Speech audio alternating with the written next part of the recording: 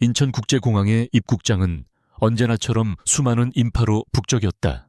6년 만에 한국 땅을 밟은 한 소녀는 그 소란스러움 속에서 마치 유령처럼 조용히 서 있었다. 검은색 후드티에 낡은 청바지, 평범한 운동화 차림. 언뜻 보면 막 긴 비행을 마치고 돌아온 유학생처럼 보였다. 그러나 나이보다 한 뼘은 더 커 보이는 키와 다부진 어깨, 그리고 무엇보다도 후드 그늘 아래 번뜩이는 차가운 눈빛은 소년이 평범한 10대가 아님을 말해주고 있었다. 소년의 이름은 한러. 6해 전 대한민국 IT 업계의 신화였던 IQ그룹의 회장. 한재혁이 의문의 실종을 당한 직후 홀연히 스위스로 보내졌던 그의 외아들이었다. 당시 10살이었던 레오는 이제 16의 청년이 되어 돌아왔다. 그의 귀국은 언론에도 IQ그룹에도 심지어 그를 돌봐주던 먼 친척에게도 알려지지 않은 완벽한 비밀 작전이었다. 레오는 주변을 둘러보는 대신 주머니에서 낡은 스마트폰을 꺼내 들었다. 액정에는 복잡한 코드 라인들이 폭포수처럼 쏟아져 내리고 있었다. 그의 손가락이 몇 번 화면을 두드리자 공항의 공용 와이파이 네트워크를 통해 가상의 터널이 뚫렸다. 몇 초 후 그의 폰 화면에 서울 시내 교통정보 시스템의 관리자 페이지가 나타났다. 그는 자신을 태우러 올 예약 택시의 번호판을 확인하고는 아무 일 없었다는 듯 스마트폰을 다시 주머니에 넣었다. 소년에게 세상은 거대한 시스템이었고 시스템에는 언제나 우회로가 존재했다. 택시는 약속된 장소에 정확히 도착했다. 레오는 목적지로 강남구 테헤란로 IQ타워라고 짧게 말했다. 나이 지긋한 택시기사는 백미러로 레오를 힐끗 쳐다보았다. IQ타워 학생 거기엔 무슨 일로 가나 요즘 제일 잘 나가는 회사지. 6년 전 한재혁 회장이 실종됐을 때만 해도 곧 망할 거라고들 했는데 윤태섭 부회장이 아주 용케 회사를 키웠어. 레오는 대답 없이 차창 밖으로 시선을 돌렸다. 윤태섭, 아버지의 가장 친한 친구이자 가장 신임했던 오른팔. 그리고 지금은 아버지의 자리를 차지하고 있는 남자. 레오의 입가에 얼음장 같은 미소가 스쳤다. 그는 복수를 위해 돌아온 것이 아니었다. 복수는 감정의 영역이지만 레오의 목표는 오직 사실을 확인하는 것뿐이었다. 아버지는 정말 사고로 실종된 것인가? 택시가 서울의 심장부로 들어서자 익숙하면서도 낯선 풍경들이 빠르게 스쳐 지나갔다. 6년이라는 시간은 도시의 스카이라인을 완전히 바꿔놓았다. 그 중에서도 가장 압도적인 존재감을 뽐내는 것은 단연 IQ타워였다. 푸른 유리와 강철로 이루어진 거대한 첨탑은 마치 하늘을 꿰뚫을 듯 위압적으로 솟아있었다. 아버지 한재혁이 꿈꾸던 미래 기술의 상징. 그러나 이제는 윤태섭의 야망의 상징이 되어버린 건물이었다. 레오는 IQ타워 앞에서 내렸다. 고개를 들어 건물의 끝을 바라보았다. 꼭대기층 아버지의 사무실이 있던 곳, 지금은 윤태섭이 차지하고 있을 그곳을 향한 레오의 눈빛이 칼날처럼 날카로워졌다. 정문을 통과하는 것은 불가능했다. IQ타워의 보안 시스템은 국가기관에 버금갈 정도로 철저했다. 안면 인식 게이트 임직원 전용 RFID 카드, 열 감지 스캐너까지. 외부인의 무단 출입은 개미 한 마리도 허용하지 않을 기세였다. 하지만 레오는 정문으로 들어갈 생각이 애초에 없었다. 그는 타워 옆의 작은 공원으로 발걸음을 옮겼다. 벤치에 앉아 가방에서 태블릿 PC를 꺼냈다. 그의 손가락이 다시 한번 현란하게 움직이기 시작했다. 이것은 단순한 해킹이 아니었다. 지난 몇 년간 스위스의 외딴 기숙학교에서 밤을 새워가며 준비한 귀환의 서막이었다. 그는 IQ타워의 보안 시스템 설계도를 이미 머릿속에 완벽하게 그려 넣었고 시스템이 설치될 때부터 존재했던 아주 미세한 취약점, 이른바 제로데이를 찾아내 그것을 조용히 키워왔다. 레오의 코드는 폭력적이지 않았다. 마치 물이 바위 틈으로 스며들듯 시스템의 논리적 허점을 파고들어 스스로 문을 열게 만들었다. 그는 존재하지 않는 최상위 레벨의 시스템 관리자 유령 계정을 생성했다.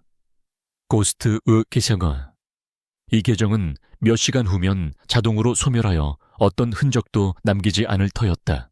잠시 후 그의 태블릿 화면에 IQ 타워의 모든 CCTV 영상과 출입 통제 시스템, 엘리베이터 운행 스케줄이 실시간으로 나타났다. 레오는 보안팀의 순찰 동선과 교대 시간을 정확히 계산했다. 완벽한 시나리오가 완성되었다. 그는 태블릿을 가방에 넣고 타워의 지하 주차장으로 향하는 환풍구 쪽으로 향했다. 다소 고전적인 침투 방식이었지만 가장 확실한 방법이기도 했다.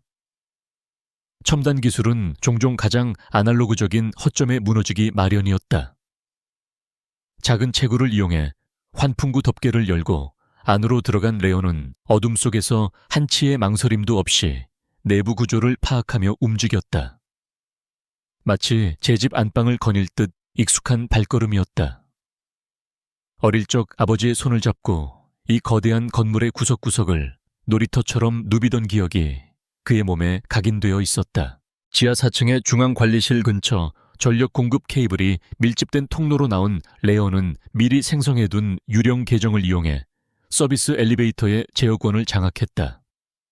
목적지는 최상층인 70층, 회장실 바로 아래층이었다. 엘리베이터는 소리 없이 상승했다. 숫자가 바뀌는 모니터를 보며 레오는 6년 전 마지막으로 아버지를 만났던 날을 떠올렸다. 10살 생일날 아버지는 그에게 직접 만든 작은 코딩 프로그램을 선물하며 말했다. 러야 코드는 세상을 바꾸는 언어란다. 이 언어로 사람들을 이롭게 하는 사람이 되렴.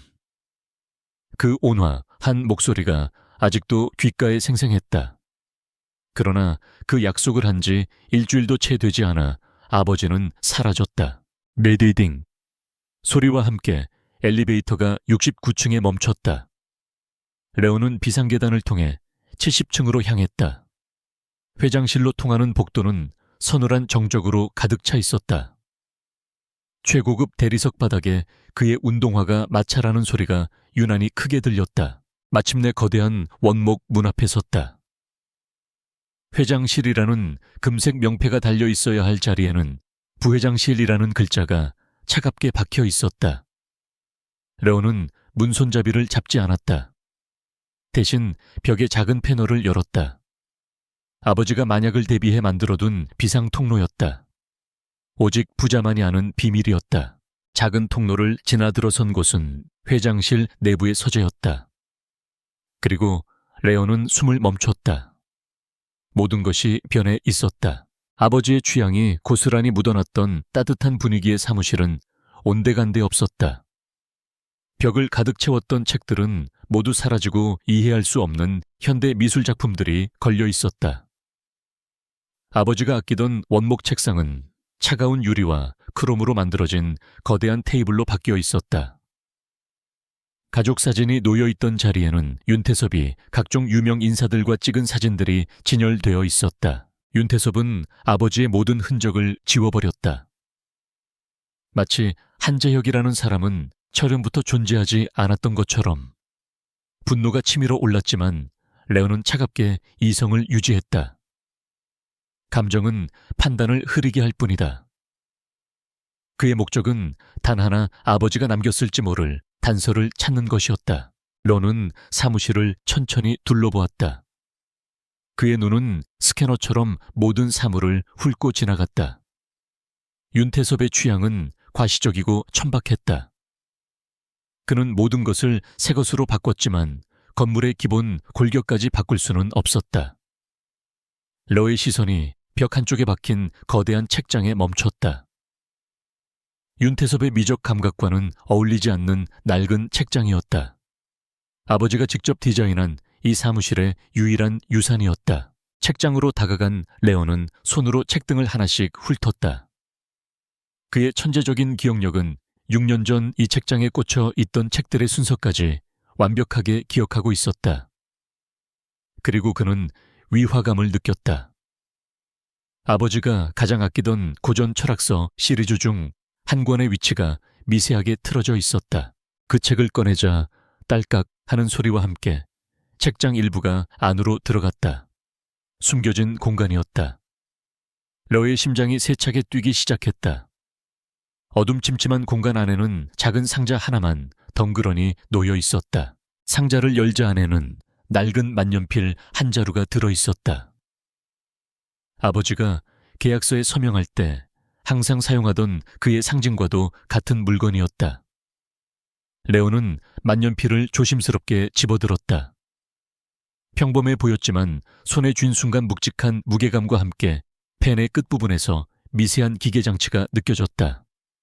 이것은 단순한 필기구가 아니었다. 그 순간이었다. 삐삐삐. 레오의 손목에 찬 시계에서 가벼운 진동이 울렸다. 회장 전용 엘리베이터가 움직이기 시작했다는 신호였다. 윤태섭이 사무실로 돌아오고 있었다. 예상보다 이른 귀환이었다. 하지만 레오의 얼굴에는 당황한 기색이 전혀 없었다. 그는 만년필을 재빨리 주머니에 넣고 숨겨진 공간의 문을 닫았다. 책을 원래 자리에 꽂아 놓는 그의 손길은 침착하고 정확했다. 엘리베이터가 도착하는 띵 소리가 복도에서 희미하게 들려왔다. 레오는 들어왔던 비상 통로로 몸을 날렸다. 패널이 닫히는 소리는 사무실 문이 열리는 소리에 완벽하게 묻혔다. 사무실로 들어선 윤태섭은 넥타이를 풀며 깊은 한숨을 내쉬었다. 피곤한 하루였다. 그는 소파에 몸을 던지며 무언가 설명할 수 없는 위화감을 느꼈다. 공기가 미세하게 달라진 느낌. 창문이 열렸었나 그는 고개를 저었다. 최첨단 빌딩의 창문은 열리지 않는다. 신경이 너무 곤두섰군. 그는 혼잣말을 하며 책상 위 서류를 집어들었다. 그는 자신의 완벽한 왕국에 과거의 유령이 방금 다녀갔다는 사실을 꿈에도 알지 못했다. 같은 시각 IQ 타워의 그림자 속으로 조용히 사라지는 한 소년의 손에는 6년의 시간을 뛰어넘어 아버지의 비밀을 풀 수 있는 유일한 열쇠가 들려 있었다. 첫 번째 조각은 맞춰졌다. 이제 거대한 퍼즐의 두 번째 조각을 찾을 차례였다. 서울의 번잡한 심장부에서 한 블록 벗어난 용산의 낡은 오피스텔 단지. 그곳에 17층 남향의 작은 스튜디오가 할로의 새로운 거점이었다. 보증금 없이 6개월치 월세를 현금으로 선납한 신원불명의 임차인. 창문에는 두꺼운 암막 커튼이 드리워져 한낮의 빛조차 차단했고 방 안은 오직 여러 대의 고성능 모니터가 뿜어내는 서늘한 빛으로만 채워져 있었다. 방 한가운데에는 직접 조립한 커스텀 서버가 낮은 허밍 소리를 내며 돌아가고 있었다. 벽을 따라 깔끔하게 정리된 케이블들은 마치 거미줄처럼 방 전체의 기기들을 유기적으로 연결했다. 이곳은 단순한 은신처가 아니었다. 디지털 세계의 신을 꿈꾸는 소년의 성전이자 거대한 제국에 맞서는 일인 군대의 작전 통제실이었다. 레오는 책상 앞에 앉아 IQ 타워에서 가져온 낡은 만년필을 바라보고 있었다. 차가운 금속의 감촉이 손끝으로 전해졌다. 아버지의 채취가 희미하게 남아있는 듯한 착각이 들었다. 이것은 단순한 유품이 아니었다. 아버지가 6년의 시간을 넘어 아들에게 보낸 메시지이자 잠긴 문을 열기 위한 열쇠일 터였다. 그러나 아직은 그 용도를 알 수 없었다. 열쇠 구멍을 찾기 전까지 열쇠는 그저 무거운 쇳덩어리에 불과했다. 그는 만년필을 조심스럽게 내려놓고 키보드 위로 손을 옮겼다. 이제 2단계 작전을 시작할 시간이었다. 어젯밤의 침투는 정찰에 불과했다. 윤태섭의 사무실에서 물리적인 단서를 찾는 것이 첫 번째 목표였다면 이제부터는 IQ그룹의 거대한 신경망 그 자체를 파헤칠 차례였다. 어제 사용했던 고스트 계정은 이미 흔적도 없이 사라졌다. 같은 통로를 다시 이용하는 것은 아마추어나 하는 짓이다. 레오는 지난 몇 달간 전 세계에 흩뿌려 놓은 자신만의 좀비 네트워크를 가동했다. 수백 대에 감염된 개인 PC와 보안이 허술한 공공기관 서버들이 그의 명령을 기다리고 있었다. 그의 접속 경로는 브라질의 한 대학 도서관 서버를 시작으로 에스토니아의 데이터 센터, 일본의 게임 서버를 거쳐 수십 개의 노드를 경유하며 IQ 그룹의 방화벽에 접근했다. 실제 그의 위치를 추적하는 것은 사실상 불가능에 가까웠다. 레오의 목표는 명확했다. 회사의 매출이나 신기술 정보 따위에는 관심 없었다. 그가 노리는 것은 아카이브 서버였다. IQ 그룹의 모든 역사가 잠들어 있는 디지털 판도라의 상자. 수십 년간의 임직원 이메일 통화 기록, CCTV 영상 데이터, 전자결제 서류 등 그곳 어딘가에 아버지의 마지막 행적이 기록되어 있을 터였다. 아카이브 서버는 회사의 가장 깊고 어두운 곳에 존재했다. 7중으로 겹쳐진 가상 방화벽과 24시간 활동하는 인공지능 침입 탐지 시스템 IDS, 이 철통같이 지키고 있었다. 정면 돌파는 어리석은 짓이었다. 레오는 마치 숙련된 외과 의사처럼 시스템의 가장 약한 혈관을 찾아냈다. 그는 IQ 그룹의 방화벽이 내부에서 발생하는 시스템 정기감사 트래픽에는 거의 무방비 상태라는 점을 이용했다. 그는 자신의 공격 코드를 월간 시스템 무결성 검사 패킷으로 위장했다. 인공지능 IDS는 이 코드를 위험 요소로 인식하지 못하고 VIP 통로를 열어주듯 순순히 안으로 들여보냈다. 첫 번째 관문을 통과하자 두 번째, 세 번째 방어벽이 모습을 드러냈다. 레오는 서두르지 않았다. 그는 각 방어벽의 로그 파일을 분석하며 그것들의 작동 원리와 패턴을 역으로 추적했다. 마치 처음 보는 자물쇠를 눈으로만 보고 열쇠의 모양을 그려내는 장인처럼 그는 시스템의 논리적 허점을 정확히 꿰뚫었다. 몇 시간에 걸친 고도의 집중 끝에 마침내 그의 모니터에 아카이브 서버 루트 권한 획득이라는 메시지가 나타났다. 레오는 짧게 숨을 내쉬었다. 이제 판도라의 상자를 열 시간이었다. 그는 검색 필터에 몇 가지 키워드를 입력했다. 한재혁, 실종, 사고, 요트. 그리고 시간 범위를 6년 전 아버지가 사라졌던 그 주간으로 특정했다. 엔터키를 누르는 그의 손가락이 미세하게 떨렸다. 결과는 섬뜩할 정도의 고요함이었다. 아무것도 없었다. 수십 테라바이트에 달하는 데이터베이스 속에서 정확히 그 7일간의 기록만이 증발해 있었다. 아버지가 실종되기 바로 전날까지의 이메일과 통화 기록은 빼곡히 남아 있었다. 그리고 실종이 공식적으로 발표된 다음 날부터의 기록도 존재했다. 그러나 그 사이 결정적인 일주일의 시간은 마치 존재하지 않았던 것처럼 완벽한 공백이었다. 레오는 심장이 차갑게 식는 것을 느꼈다. 이것은 단순한 삭제가 아니었다. 일반적인 데이터 삭제는 휴지통 비우기와 같아서 전문적인 복구 툴을 이용하면 흔적을 되살릴 수 있다. 그러나 이것은 달랐다. 데이터가 있던 자리에 의미 없는 레옹과 일의 조합이 수십 번 더 씌워져 있었다. 원본 데이터의 형태를 원자 단위에서부터 파괴해버리는 전문적인 데이터 와이핑의 흔적이었다. 미 국방부가 사용하는 최고 등급의 데이터 연구 삭제 알고리즘과 동일한 방식이었다.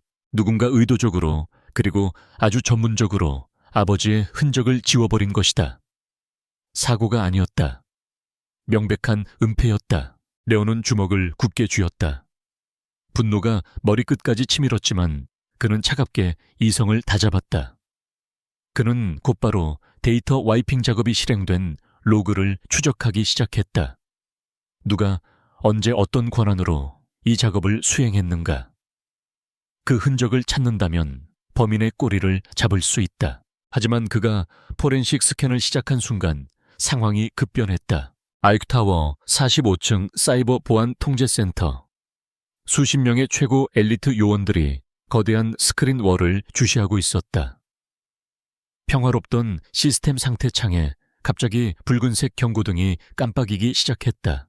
팀장님, 아카이브 서버 3번 섹터에서 미승인 디포렌식 스캔이 감지됐습니다. 부하의 다급한 외침에 통제센터 가장 안쪽 자리에서 헤드폰을 낀 채 눈을 감고 있던 한 남자가 천천히 눈을 떴다.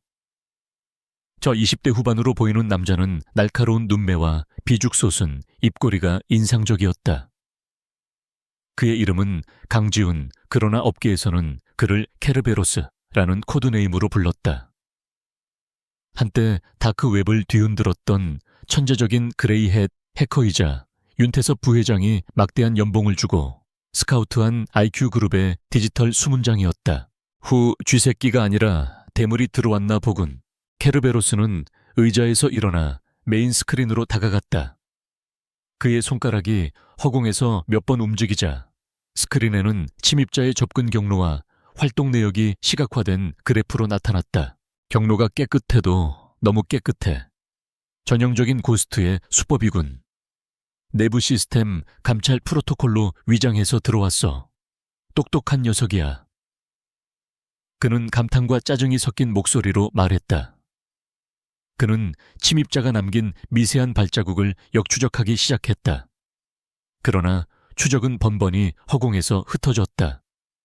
침입자는 수십 개의 경유지를 거치며 자신의 흔적을 완벽하게 지우고 있었다. 그때 윤태섭 부회장에게서 직통 전화가 걸려왔다. 통제센터의 상황은 실시간으로 그의 개인 태블릿에 보고되고 있었다. 상황은 윤태섭의 목소리는 얼음처럼 차가웠다. 상당한 실력자입니다. 목적은 정보 유출보다는 특정 데이터 검색으로 보입니다. 6년 전 아카이브를 뒤지고 있습니다. 케르베로스의 대답에 수화기 너머에서 잠시 침묵이 흘렀다. 그 흔적을 쫓는 건가? 윤태섭의 목소리에 살기가 어렸다. 찾아내. 그리고 흔적도 없이 지워버려. 명령은 간결했다. 케르베로스의 입가에 비릿한 미소가 걸렸다. 맡겨주시죠, 부회장님.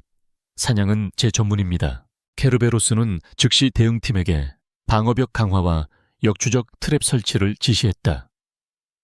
IQ그룹의 네트워크가 살아있는 생물처럼 꿈틀거리기 시작했다. 수십 개의 가상 허니팟이 설치되고 침입자의 데이터 패킷을 분석하기 위한 감시망이 촘촘하게 펼쳐졌다. 용산의 오피스텔. 레오는 즉시 네트워크의 변화를 감지했다.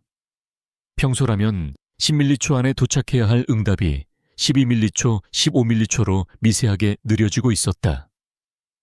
누군가 자신의 데이터 흐름을 들여다보고 있다는 증거였다. 시스템이 반격을 시작한 것이다. 모니터에 새로운 방화벽이 생성되고 데이터 경로가 강제로 우회되는 것이 보였다. 상대는 매우 공격적이고 지능적이었다. 레오는 상대방의 방어 패턴과 트랩 설치 방식에서 특정 스타일을 읽어냈다. 무질서해 보이지만 그 안에는 일정한 규칙과 철학이 담겨 있었다. 그는 즉시 다크웹의 해커 데이터베이스에 접속해 해당 스타일과 일치하는 인물을 검색했다. 결과는 단 한 명. 케르베로스, 지옥의 문을 지키는 머리셋 달린 개. 한번 물면 절대 놓지 않는 집요함으로 유명한 용병 해커. 레오는 자신이 만만치 않은 상대를 만났음을 직감했다. 장기전으로 가는 것은 불리했다. 자신의 목적은 정보 획득이었지 네트워크 파괴가 아니었다. 그리고 이미 가장 중요한 정보는 얻었다. 증거는 인멸되었다는 사실. 이제는 물러날 때였다. 하지만 그냥 물러서는 것은 레오의 스타일이 아니었다. 그는 후퇴를 준비하면서 동시에 마지막 공격을 감행했다. 그것은 시스템을 향한 공격이 아니었다. 상대를 향한 조롱 섞인 메시지였다. 그는 케르베로스가 자신을 추적하기 위해 모든 로그를 실시간으로 모니터링하고 있다는 것을 알고 있었다. 그는 케르베로스의 통제센터 내부 디스플레이 시스템에 아주 사소한 제어코드 취약점을 찾아냈다. 그리고 그의 손가락이 마지막 엔터키를 눌렀다. IQ타워, 사이버 보안 통제센터.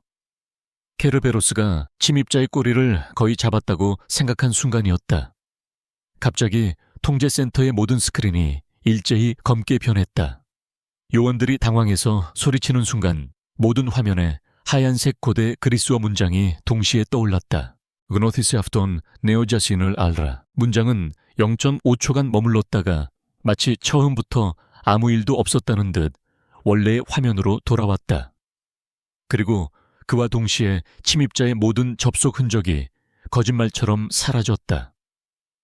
로그 파일은 깨끗하게 지워졌고 추적하던 경로는 허공에서 끊어졌다. 유령은 연기처럼 사라졌다. 통제센터에는 잠시 정적이 흘렀다. 케르베로스는 텅 빈 스크린을 보며 서 있었다. 그의 얼굴에서 미소가 사라져 있었다.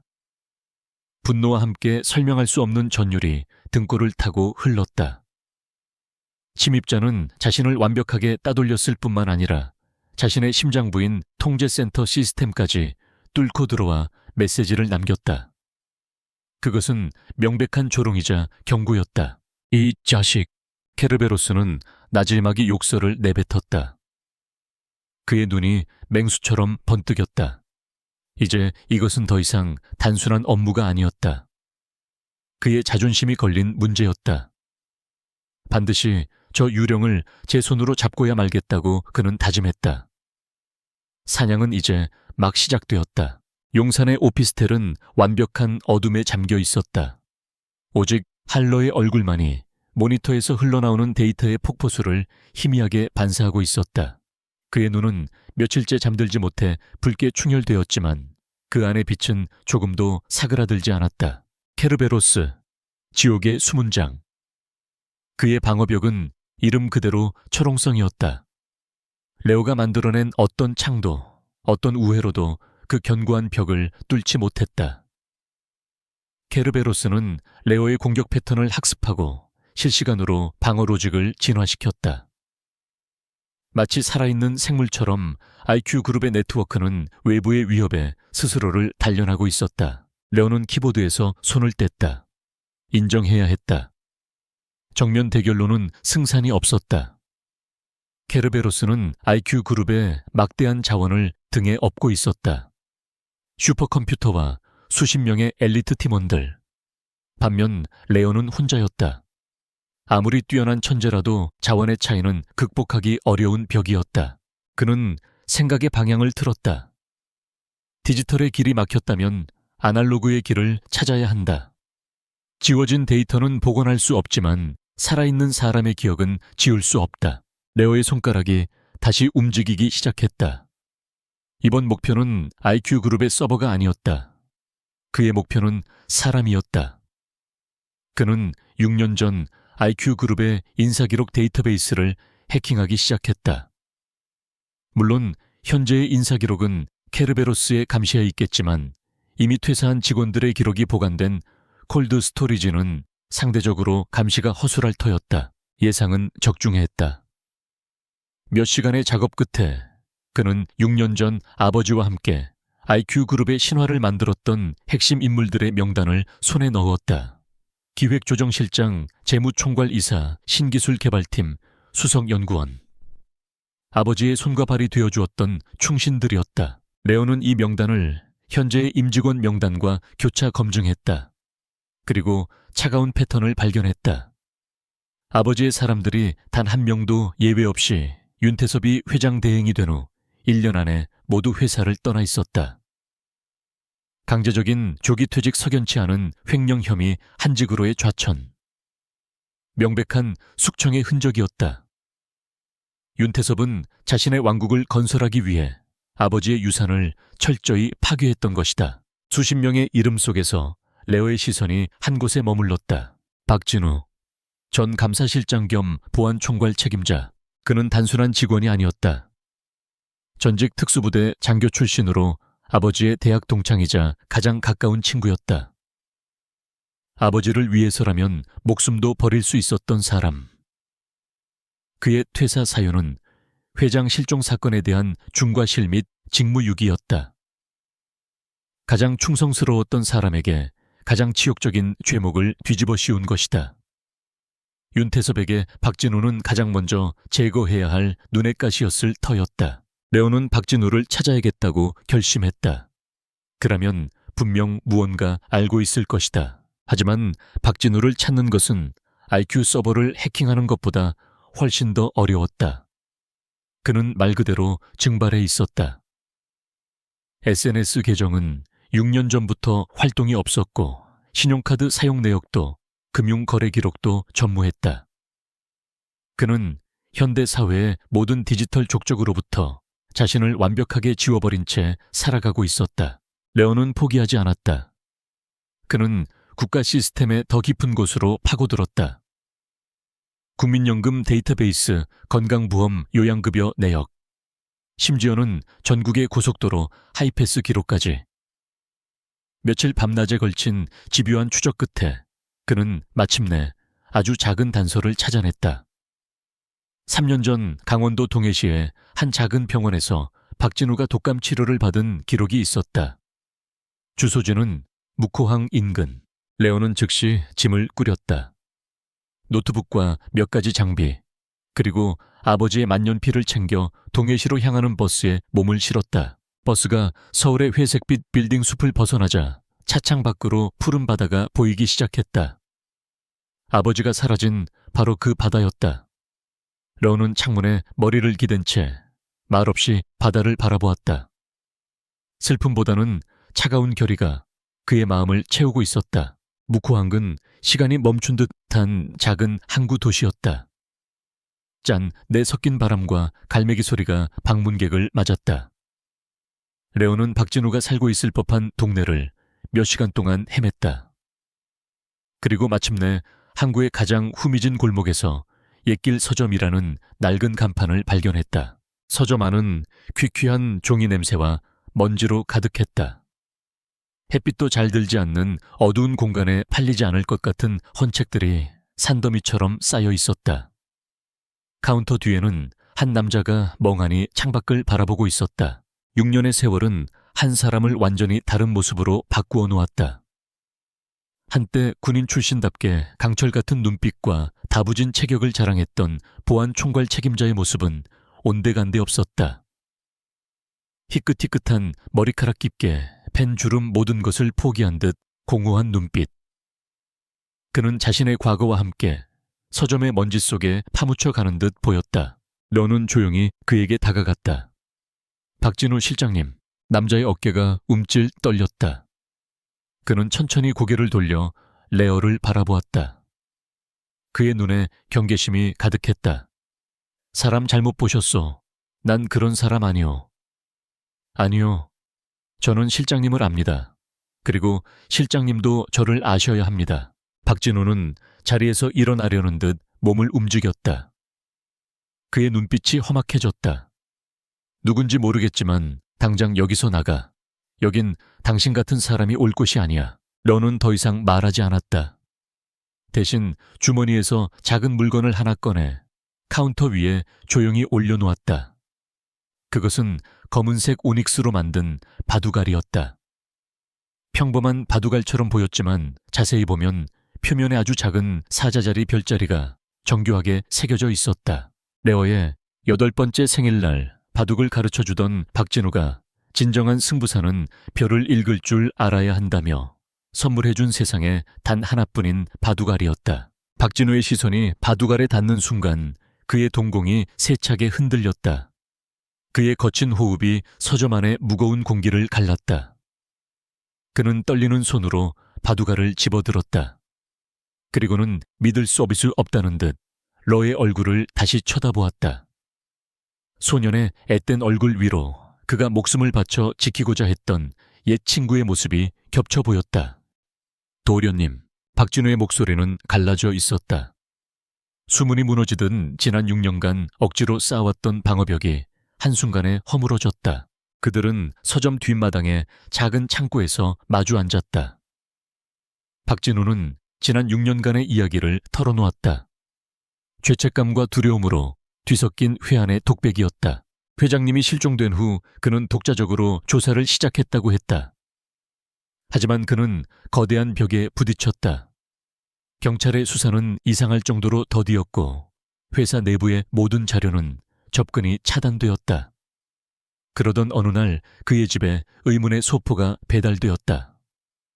아내는 그의 어린 딸이 학교 앞에서 찍힌 사진 수십 장과 함께 진실은 때로 감당할 수 없는 대가를 치른다는 메시지가 들어있었다. 그는 포기할 수밖에 없었다.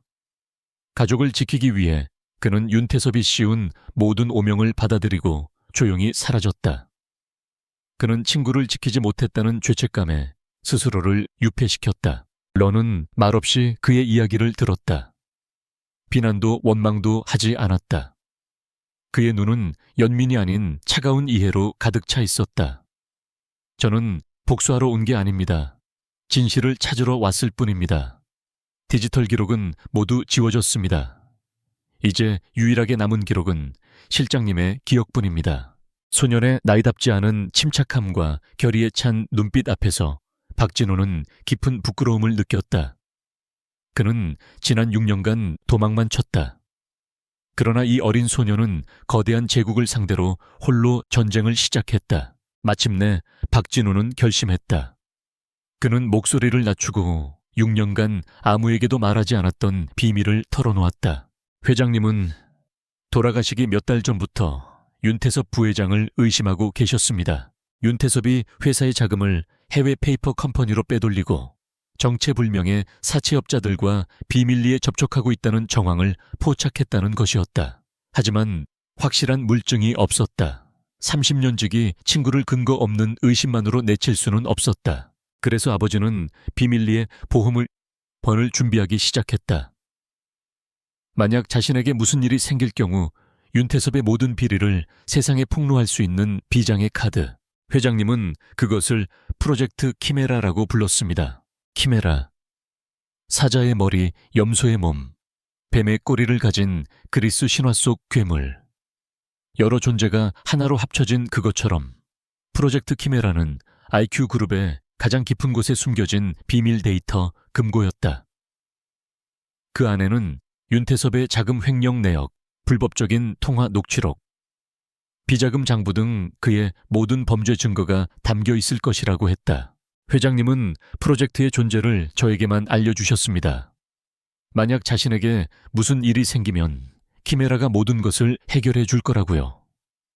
하지만 어떻게 접근하는지는 알려주지 않으셨습니다. 그 열쇠는 자신의 가장 위대한 유산과 함께 있을 거라고만 하셨죠. 그 말을 듣는 순간 레오의 머릿속에서 모든 조각이 맞춰졌다. 자신의 가장 위대한 유산. 그것은 바로 아들인 자신을 의미하는 것이었다. 레오는 품에서 묵직한 만년필을 꺼내 보였다. 박진호는 그것을 보자마자 숨을 헉 들이켰다. 회장님이 늘 몸에 지니고 다니던 바로 그 만년필이었다. 두 사람은 낡은 테이블 위에 만년필을 올려놓고 함께 살펴보았다.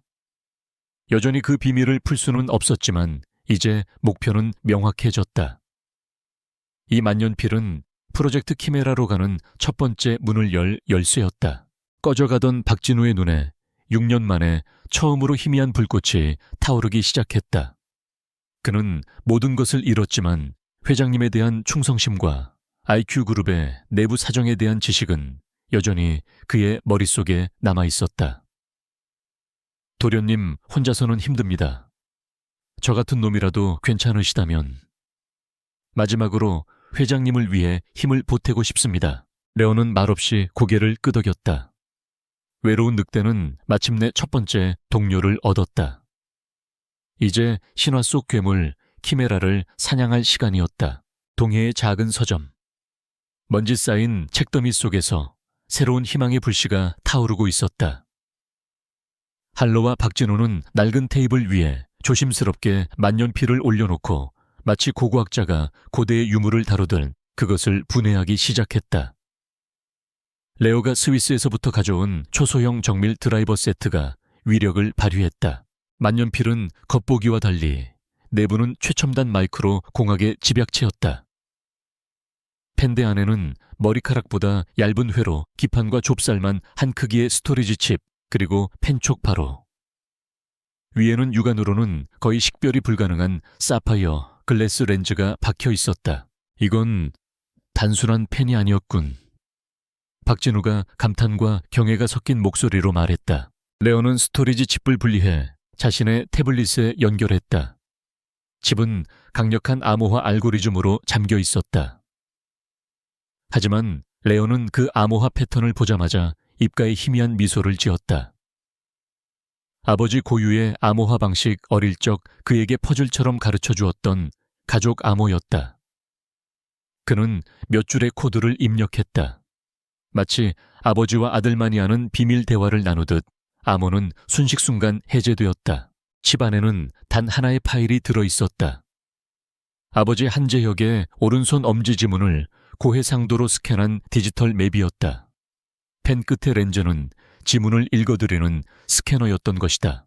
첫 번째 열쇠는 생체 인증. 아버지의 지문이었어요. 레오의 목소리에 확신이 실렸다. 이제 열쇠는 손에 넣어두었다. 문제는 이 열쇠로 열어야 할 자물쇠가 어디에 있느냐는 것이었다. 프로젝트 키메라는 메인 네트워크에 존재하지 않을 겁니다. 그랬다면 케르베로스가 벌써 발견했을 테니까요. 레오가 말했다. 박진우는 눈을 감고 과거의 기억을 더듬기 시작했다. 그의 머릿속은 IQ 그룹의 모든 물리적, 가상적 구조가 담긴 살아있는 설계도였다. 춘천. 한참의 침묵 끝에 박진우가 입을 열었다. 7년 전 회장님 지시로 춘천의 폐광산 부지에 재해복구 데이터 센터를 건설하는 프로젝트가 있었습니다. 유사시 서울 본사에 데이터 전체를 백업할 수 있는 그룹의 심장과도 같은 곳이었죠. 하지만 그 프로젝트 윤태섭이 예산 문제로 취소시키지 않았습니까? 맞습니다. 공식적으로는 그렇죠. 하지만 윤 부회장이 프로젝트를 중단시키기 전에 이미 기본 인프라와 핵심 서버 몇 대는 설치가 끝난 상태였습니다. 공식적으로는 존재하지 않는 시설, 완벽한 유령 시설이죠. 모든 것이 명확해졌다. 아버지는 공식적으로 폐기된 그 서버를 이용해 키메라를 숨겨둔 것이었다. 케르베로스의 디지털 감시망이 결코 찾아낼 수 없는 물리적인 사각지대. 하지만 문제가 완전히 해결된 것은 아니었다. 만년필의 칩에서 발견된 시스템 접속 프로토콜 파일에는 이중 인증을 요구하는 구문이 적혀 있었다. 1차 인증 생체, ID, 바이오메트릭스 ID과 2차 인증, 음성 암호, 에이쿠스틱 패스프레이즈. 지문 외에 목소리로 말하는 암호가 하나 더 필요했다. 음성 암호라. 회장님께서 뭐라고 하셨을까? 회사 슬로건 아니면? 박진우가 고개를 갸웃거렸다. 레오는 조용히 고개를 저었다. 이것은 아버지와 아들 사이의 문제였다. IQ 그룹의 CEO 한재혁이 아닌 아버지 한재혁이 남긴 수수께끼.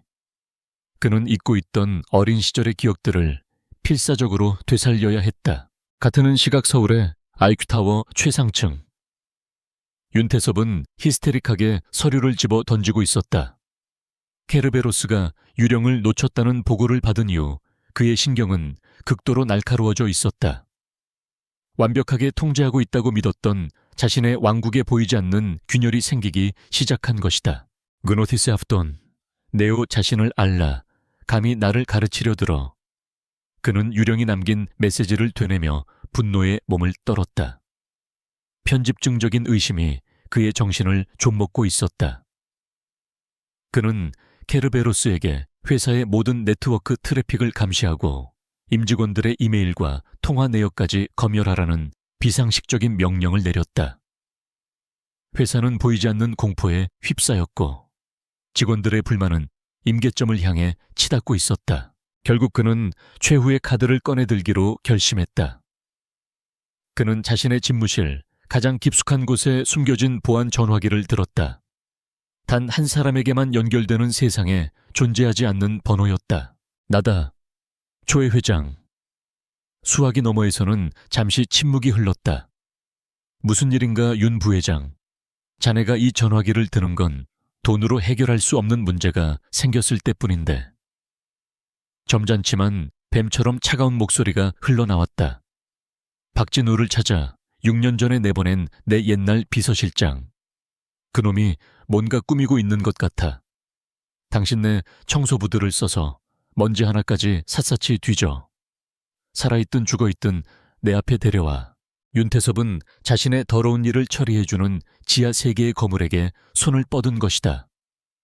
그의 조급함은 결국 디지털 세계의 그림자를 현실 세계의 폭력으로 불러들이는 최악의 패착이 되고 말았다. 동해의 서점.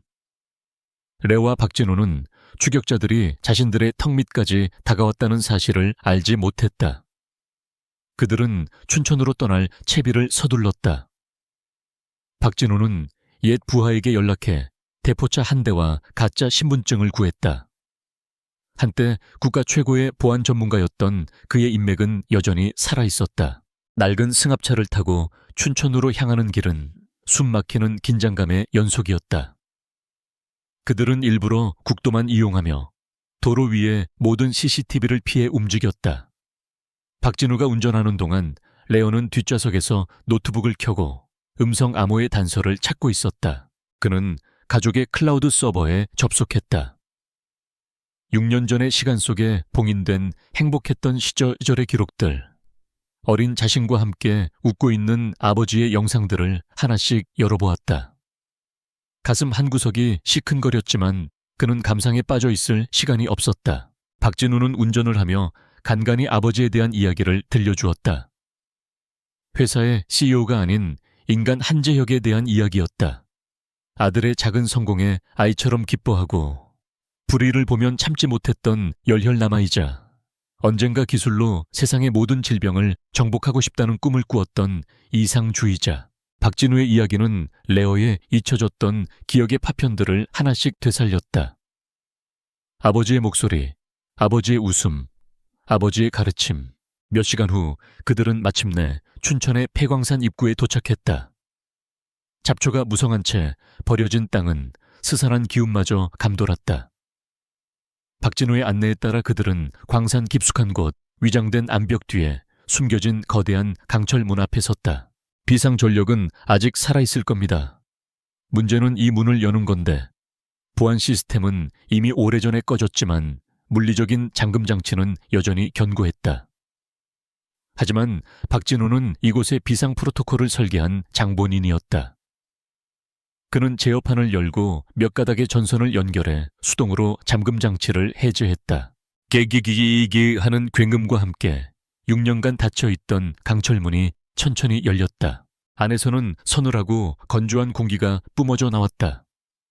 비상등이 깜빡이는 내부에는 거대한 서버렉들이 묘비처럼 줄지어 서 있었다. 모든 것이 멈춘 공간 속에서 오직 몇 개의 서버만이 희미한 구동음을 내며 살아있음을 알리고 있었다. 그들은 안쪽으로 더 들어갔다. 그리고 마침내 다른 서버들과는 완전히 분리된 채 홀로 서 있는 작은 서버 렉을 발견했다. 렉의 표면에는 다른 어떤 표시도 없이 오직 작은 키메라 문양이 음각으로 새겨져 있었다. 자자꾼. 박진우가 나지막이 말했다.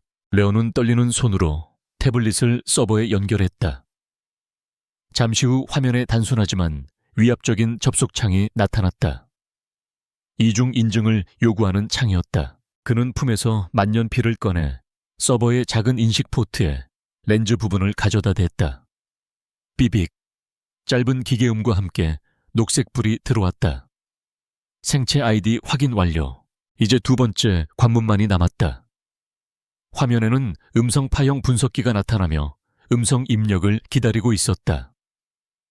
음성 암호를 입력하십시오. 심장이 세차게 뛰었다. 런은 마른 침을 삼키고 몇 가지 단어를 시험해 보았다. 이노베이트 퀀텀, 인증 실패, 한재혁, 인증 실패, 키메라, 인증 실패. 머릿속이 하얘졌다. 도대체 아버지는 무슨 생각을 하고 있었던 걸까? 그 순간이었다. 바깥에서 희미한 엔진 소리가 들려왔다. 소리는 하나가 아니었다. 여러 대의 차량이 빠르게 광산 입구로 접근하고 있었다. 어둠을 가르며 날카로운 헤드라이트 불빛이 벙커 안까지 새어 들어왔다. 박진우의 얼굴이 하얗게 질렸다. 벌써 쫓아왔어. 윤태섭의 개들이야. 그들은 벙커 안에 갇힌 셈이었다. 뒤는 막혔고 앞은 잠겨 있었다. 빠져나갈 유일한 방법은 눈앞의 암호를 푸는 것뿐이었다. 화면의 커서는 무정하게 깜빡이고 있었다. 시간은 그들의 편이 아니었다. 바깥의 발소리가 점점 더 가까워지고 있었다. 춘천의 폐광산 벙커. 안공기는 쇠와 먼지, 그리고 임박한 죽음의 냄새로 가득 찼다. 밖에서 들려오는 육중한 파열음은 강철문이 점차 한계에 다다랐음을 알리고 있었다. 박진우는 부러진 쇠 파이프를 굳게 움켜쥐고 문 앞에 버티고 섰다. 그의 등 뒤에서 할러는 미동도 없이 스크린의 모든 신경을 집중하고 있었다. 패닉은 사치였다. 공포에 굴복하는 순간 모든 것은 끝이었다. 레오의 머릿속은 초고속으로 회전하는 슈퍼컴퓨터처럼 오직 단 하나의 목표를 향해 달려가고 있었다. 음성 암호. 아버지의 마지막 수수께끼. 나이, 가장 위대한 유산. 단순히 회사를 물려받을 아들을 의미하는 것이 아니었다. 그것은 아버지와 아들 사이에 쌓아온 시간 기억, 그리고 감정 그 자체를 의미하는 것이었다. 레오의 뇌리에 춘천으로 오는 길에 박진우가 들려주었던 아버지의 이야기들이 스쳐 지나갔다. 기억의 파편들이 거대한 폭풍처럼 휘몰아치며 하나의 형상을 만들어내고 있었다. 암호는 단어가 아니라 기억이었다. 시간이 없어 도련님. 박진우가 절박하게 외쳤다. 강철문 한쪽의 경첩이 뜯겨져 나가는 굉음이 벙커 전체를 울렸다. 레오는 마지막 승부수를 던졌다. 그는 벙커의 휴면 서버에 연결된 거의 끊어지기 직전에 가느다란 위성 인터넷 회선을 활성화시켰다. 외부 세계와 연결된 유일한 지푸라기. 느리고 불안정하며 적에게 탐지될 위험이 컸지만 달리 방법이 없었다. 그의 손가락이 폭풍처럼 키보드를 두드렸다. 목표는 IQ그룹의 철옹성 같은 서버가 아니었다. 6년 전 어머니가 가족의 사진과 영상을 백업해 두었던 이제는 모두의 기억 속에서 잊혀진 개인 클라우드 서버였다. 기업 서버에 비하면 보안은 허술하기 짝이 없었다. 몇 분의 시간은 영원처럼 느껴졌다. 마침내 그의 화면에 빛바랜 가족 앨범 같은 클라우드 폴더들이 나타났다. 휴가 운동 후 회 평범한 저녁 식사. 행복했던 시간의 잔해들이었다. 쾅쾅쾅. 바깥의 공격은 더욱 거세졌다. 이제 문은 형체를 알아볼 수 없을 정도로 찌그러져 있었다. 박진우는 소의 파이프를 고쳐잡고 결연한 표정으로 문을 노려보았다. 자신의 목숨을 바쳐서라도 소년에게 시간을 벌어줄 생각이었다. 그것이 친구에게 진 빚을 갚는 유일한 길이었다. 레오의 눈이 수백 개의 파일들 위를 광속으로 훑고 지나갔다. 그의 시선이 한 파일에 꽂혔다. Leo under B-Day, Enhanced MP4. 아버지와 함께 보냈던 마지막 생일. 그는 파일을 실행했다. 화면 속에서 10살의 자신이 케이크에 촛불을 불어 끄고 있었다. 어머니의 웃음소리와 함께 세상에서 가장 따뜻했던 아버지의 목소리가 흘러나왔다. 아버지는 레오에게 직접 코딩한 작은 프로그램을 선물하며 말했다. 그 목소리는 레오의 고막이 아닌 심장에 직접 와서 박혔다. 아빠는 우리 러가 제일 자랑스러워. 잊지 마라 러야. 넌 아빠의 가장 위대한 유산이란다. 바로 저것이었다. 단순한 문장이 아니었다. 아들을 향한 아버지의 사랑과 자부심이 담긴 그 목소리의 떨림과 온기 그 자체. 레오의 손이 미세하게 떨렸다. 그는 재빨리 영상에서 해당 음성 부분만 추출해냈다. 그 순간 쿡콱쾅 하는 굉음과 함께 벙커의 문이 반쯤 뜯겨져 나갔다. 틈새로 손전등 불빛과 함께 검은 옷을 입은 남자들의 그림자가 보였다. 시간은 끝났다. 레오는 추출한 음성 파일을 태블릿 마이크에 대고 재생했다. 화면의 음성 파형 분석기가 아버지의 목소리에 반응하며 격렬하게 요동쳤다. 심장이 멎을 듯한 정적, 그리고 천국에서 들려오는 듯한 맑은 차인벨 소리가 울렸다. 음성 암호 확인 완료.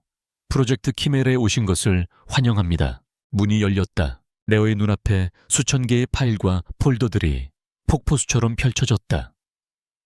윤태섭의 제국을 한 번에 무너뜨릴 수 있는 핵폭탄과도 같은 데이터였다. 그는 모든 것을 살펴볼 시간이 없었다. 그는 즉시 외장 SSD로 전체 데이터 다운로드를 시작했다. 다운로드 진행률 표시줄이 그의 새로운 생명의 카운트다운이 되었다. 데이터가 전송되는 동안 그는 가장 최근에 수정된 비상계획 컨틴전시 폴더를 열었다.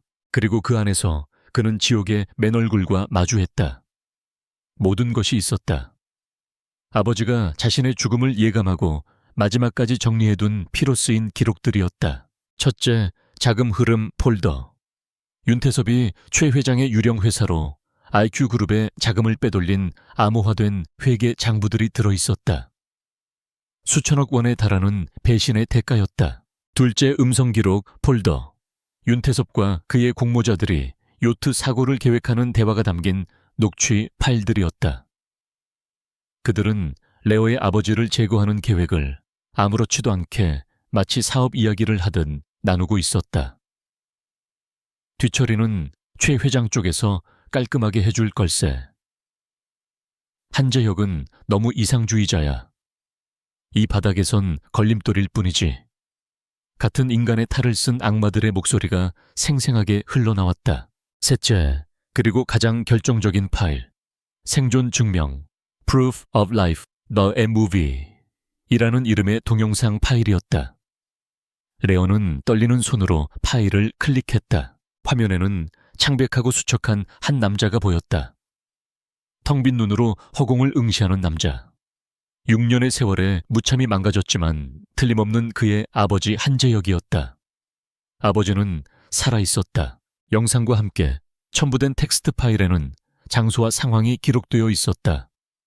거제도의 한적한 곳에 위치한 사설, 고급 요양원. 최 회장의 조직이 운영하는 비밀스러운 장소였다. 아버지는 지난 6년간 그곳에 감금된 채 기억을 혼탁하게 만드는 약물을 지속적으로 투여받고 있었다. 그는 환자가 아니라 감금된 죄수였다. 너의 눈에서 뜨거운 것이 흘러내렸다. 슬픔, 분노, 그리고 안도감이 뒤섞인 눈물이었다. 다운로드 완료 100%. 메시지가 뜨는 것과 동시에 벙커의 문이 완전히 박살나며 검은 복장의 괴한들이 쏟아져 들어왔다. 그들은 총구를 겨누며 소리쳤다. 꼼짝마 손들어. 하지만 벙커 안에는 아무도 없었다. 레오와 박진호는 이미 사라진 후였다. 마지막 순간 레오는 키메라의 데이터 속에서 이 벙커의 비상탈출용 환풍구 설계도를 발견했다. 그들은 괴한들이 문을 부수고 들어오기 직전 서버렉 뒤편에 숨겨진 좁은 환풍구를 통해 밖으로 빠져나갔다. 달빛이 비치는 숲속. 레오와 박진호는 폐광산에서 수킬로미터 떨어진 곳에서 가쁜 숨을 몰아쉬고 있었다. 레오는 키메라의 모든 것이 담긴 SSD를 목숨처럼 끌어안고 있었다. 그는 더 이상 아버지의 죽음에 대한 진실을 줬던 어린 소년이 아니었다. 적들의 소나기에서 살아있는 아버지를 구출해야 하는 아들이자 거대한 악에 맞서 싸워야 하는 전사가 되었다. 폭풍은 더 이상 조용히 다가오지 않았다. 폭풍은 이미 시작되었다. 서울을 벗어난 경기도의 한적한 시골 마을. 소나무 숲에 둘러싸인 고즈넉한 한옥이 레어와 박진호의 새로운 작전 기지였다. 용산의 오피스텔은 이미 발각되었을 가능성이 높았다. 박진호는 옛군 동료의 도움을 받아 세상과 완벽히 격리된 이 안전 가옥을 마련했다. 첨단 기술의 상징이었던 IQ 타워와는 정반대의 공간. 흙냄새와 솔향기 속에서 러는 제국의 심장을 멈출 마지막 전쟁을 설계하고 있었다. 박진호는 더 이상 과거에 갇힌 패배자가 아니었다. 그는 레오의 보호자이자 소년의 디지털 천재성을 현실 세계의 작전으로 구현해줄 노련한 전략가로 다시 태어났다. 레오의 계획은 양동작전이었다. 두 개의 전선에서 동시에 적을 무너뜨리는 것. 첫 번째 전선은 구출이었다. 살아있는 아버지를 되찾는 것. 이것은 무엇과도 바꿀 수 없는 최우선 목표였다. 키메라에서 확보한 정보를 바탕으로 박진호는 거제 요양원의 내부 구조와 경비 시스템을 분석했다. 전직 특수부대 교관이었던 그의 눈은 단 하나의 허점도 놓치지 않았다. 하지만 그와 레오단 둘이서는 불가능한 일이었다. 공식적인 경찰력은 최 회장의 영향력 때문에 신뢰할 수 없었다. 박진우는 마지막 남은 자신의 인맥을 총동원했다. 군 시절 목숨을 맡겼던 옛 부하들, 돈이나 권력이 아닌 오직 충의와 의리로만 움직이는 진짜 사내들. 몇몇에게 비밀리에 연락을 취했다. 두 번째 전선은 심판이었다. 윤태섭의 왕국을 파괴하는 것. 이것은 레어의 전쟁터였다. 그는 키메라의 데이터를 데이터 폭탄으로 재가공했다. 검찰에는 윤태섭의 횡령과 범죄 공모에 대한 원본 증거 자료를 언론에는 한재혁 회장의 불법 감금 사실과 대화 녹취록 등 대중의 분노를 자극할 만한 자료들을 맞춤형으로 분류했다. 모든 것은 단 한 번의 클릭으로 전 세계에 퍼져나갈 수 있도록 완벽하게 준비되었다. 그들이 최후의 일격을 준비하는 동안 IQ타워의 케르베로스는 필사적으로 유령의 흔적을 쫓고 있었다. 춘천 벙커에서 러가 사용했던 짧은 위성 연결 신호. 그것은 광활한 바다에 떨어진 바늘 한 개와 같았지만 케르베로스에게는 유일한 단서였다. 최 회장의 청소부들이 임무에 실패하자 윤태섭의 분노와 불안은 극에 달했다. 그는 케르베로스를 지하실의 개처럼 다그쳤다. 방법은 상관없어. 무슨 수를 써서라도 그놈을 찾아내. 케르베로스는 IQ그룹의 모든 자원을 동원했다. 그는 위성 신호가 마지막으로 잡혔던 경기도 일대의 모든 통신기지국 데이터, 교통카메라 영상, 금융거래 내역을 샅샅이 뒤졌다. 모래사장에서 바늘을 찾는 것과 같은 작업. 하지만 그는 멈추지 않았다. 이것은 그의 자존심이 걸린 싸움이었다. 레오는 케르베로스가 자신을 추적하고 있다는 것을 알고 있었다. 아니, 그는 그것을 의도했다. 숨는 대신 그는 사냥꾼에게 먹잇감을 던져주기로 결심했다. 사냥꾼을 함정으로 유인하기 위해서였다. 그는 박진우를 미끼로 사용했다. 박진우는 온갖 범죄 조직의 소굴로 악명 높은 파주의 한 공단지대 공중전화에서 자신의 아내에게 짧은 전화를 걸었다. 암호화되지 않은 평범한 통화였다. 여보 나야. 괜찮아. 걱정하지 마. 케르베로스의 감시망은 즉시 이 통화를 포착했다. 음성 분석 결과는 박진우와 100% 일치했다. 마침내 꼬리를 잡은 것이다. 분노와 조급함에 눈이 먼 윤태섭은 한치의 의심도 없이 미끼를 물었다. 그는 자신의 사병 집단이자 최 회장의 청소부들로 구성된 최정예 팀을 파주로 급파했다. 이번에는 반드시 산채로 잡아오라는 엄명이 떨어졌다. 칠흑 같은 어둠이 내린 파주 공단. 수십 명의 무장한 괴한들이 박진우가 전화를 걸었던 폐창고를 완벽하게 포위했다. 그들은 소리 없이 문을 부수고 안으로 진입했다. 하지만 창고 안은 텅 비어 있었다. 먼지 쌓인 공간 한가운데에 낡은 테이블 위 노트북 한 대만이 홀로 빛나고 있었다. 팀장이 조심스럽게 노트북으로 다가가자 화면이 바뀌며 붉은색 숫자가 나타났다. 카운트다운이었다. 시마아까 금떠자 예치르샬. 바로 그 순간 경기도의 한옥에서 러가 조용히 엔터키를 눌렀다. 데이터 폭탄이 터졌다. 대한민국 모든 주요 언론사, 방송국 포털 사이트, 서버와 대검찰청의 범죄 제보 시스템이 키메라의 데이터로 뒤덮였다. 파주의 창고. 카운트다운이 0에 도달했다. 순간 창고의 모든 창문이 깨지며 수십 개의 섬광탄이 안으로 터져 들어왔다. 동시에 창고 주변을 둘러싼 거대한 조명들이 일제히 켜지며 대나처럼 환해졌다. 사방에서 날카로운 사이렌 소리가 울려 퍼졌다. 창고는 중무장한 경찰 특공대에 의해 완벽하게 포위되어 있었다. 레오는 키메라의 데이터 속에서 윤태섭이 과거에 매수하려다 실패했던 대쪽 같은 성품의 한 특수부 검사에 대한 정보를 찾아냈다. 그는 바로 그 검색에 익명으로 제보했다. 파주공단에서 윤태섭 부회장의 사병 조직이 대규모 불법 무기 거래를 할 예정이라고. 경찰은 총격전을 예상하고 출동했고 그 자리에서 윤태섭의 군대를 고스란히 손에 넣었다. 세상은 뒤집혔다. 모든 방송국의 정규 편성이 중단되고 긴급 뉴스가 속보로 타전되었다. 속보: IQ그룹 윤태섭 부회장 횡령 및 한재혁 전 회장 납치 감금 혐의. 뉴스가 터져 나오자마자 IQ그룹의 주식은 수직으로 추락했다. 대한민국을 대표하던 거대 기업은 순식간에 마비 상태에 빠졌다. IQ타워 통제센터. 케르베로스는 자신의 눈앞에서 벌어지는 광경을 믿을 수 없었다. 자신이 지켜야 할 데이터가 전 세계에 생중계되고 있었다. 그는 외부의 침입을 막는 데만 혈안이 되어 있었다.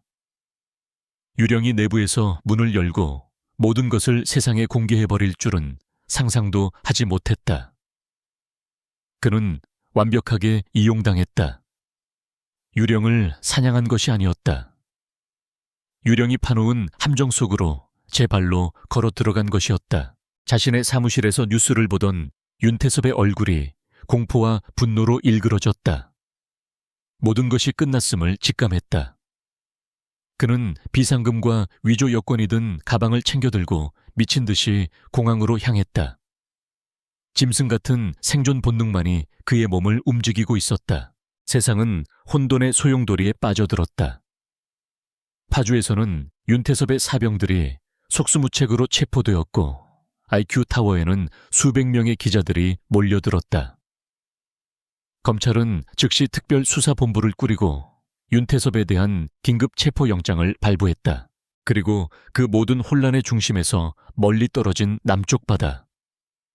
거제도를 향해 한 척의 작은 어선이 어둠을 가르며 조용히 나아가고 있었다. 배 위에는 박진우와 그의 부름에 한달음에 달려온 옛 전우들이 굳은 표정으로 서 있었다. 레오가 계획한 심판의 서막은 성공적으로 끝났다. 이제 가장 중요하고 가장 위험한 마지막 막이 오를 차례였다. 아버지의 구출. 진짜 전쟁은 지금부터 시작이었다. 인천국제공항 출국장. 윤태섭은 인파 속에 몸을 숨긴 채 필사적으로 탑승 게이트를 향해 나아갔다. 땀으로 젖은 손에 쥔 위조 여권이 축축하게 느껴졌다. 주변의 모든 사람들이 자신을 알아보는 것 같은 편집증적인 공포에 시달렸다. 그는 거의 다 왔다고, 이 지옥 같은 나라를 벗어나기만 하면 된다고 스스로를 채찍질했다. 같은 시각 대한민국 최남단 거제도의 한적한 해안 절벽. 어둠을 틈타 작은 고무보트에서 내린 그림자 대여섯 개가 소리 없이 움직이고 있었다. 박진우와 그의 옛 전우들이었다. 그들의 움직임은 한치의 오차도 없는 잘 짜인 교향곡과도 같았다. 최첨단 보안 시스템으로 둘러싸인 사설 요양원은 그들의 앞에서는 마치 모래성처럼 무력했다. 그들은 CCTV를 유령처럼 지나치고 적외선 감지기를 무력화시키며 경비원들의 목에 소음 없는 제압수를 사용했다. 그들의 목표는 오직 단 하나, 건물 최상층의 격리 병동이었다. 다시 공항. 윤태섭은 마침내 출국 심사대 앞에 섰다. 심장이 미친 듯이 뛰었지만 그는 억지로 태연한 표정을 지어 보였다. 위조 여권을 내미는 그의 손이 가늘게 떨렸다. 심사관이 여권을 받아들고 잠시 그의 얼굴을 쳐다보았다. 짧은 순간이 영원처럼 느껴졌다. 바로 그때 그의 등 뒤에서 나지막하지만 강철 같은 목소리가 들려왔다. 윤태섭 씨, 윤태섭의 온몸이 그대로 굳어버렸다. 그는 천천히, 아주 천천히 고개를 돌렸다. 그곳에는 키메라의 데이터 속에서 보았던 그가 결코 매수할 수 없었던 대쪽 같은 검사가 서 있었다. 그의 양옆에는 차가운 눈빛의 수사관들이 버티고 있었다. 도망칠 곳은 없었다. 철컥.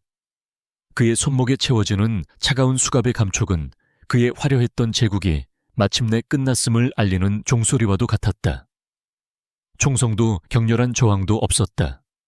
오직 피할 수 없는 법의 심판만이 그를 기다리고 있었다. 거제 요양원. 박진우는 마침내 한재혁이 감금된 방의 문을 열었다. 방 안은 약품 냄새와 절망으로 가득 차 있었다.